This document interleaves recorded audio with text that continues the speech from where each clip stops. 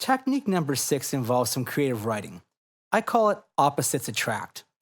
This is where you have to look at your 8-bar loop and find out if you're using a chord progression or a synth or bass riff to carry the track. Once you've figured out which one you're using, then write a verse or drop with the opposite style.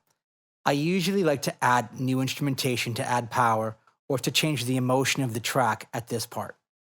So this is tip number 6. It's called opposites attract.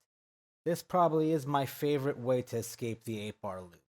Now the purpose here is to find out if your track is riff-based or if it's chordal-based.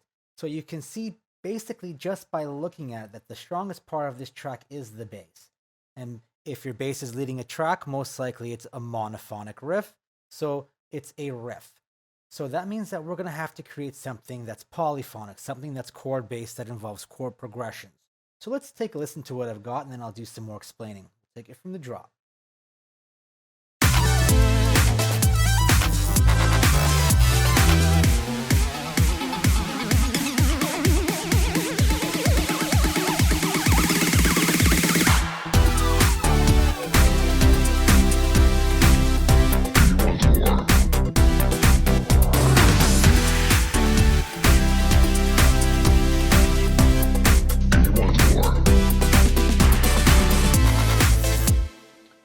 So the first thing you'll notice is that all the basses are gone, for the exception of the sub.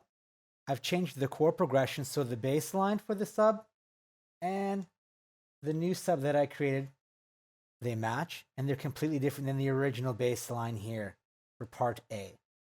I've changed the actual chord progression here for the poly, right here, and I've created a lead line for it.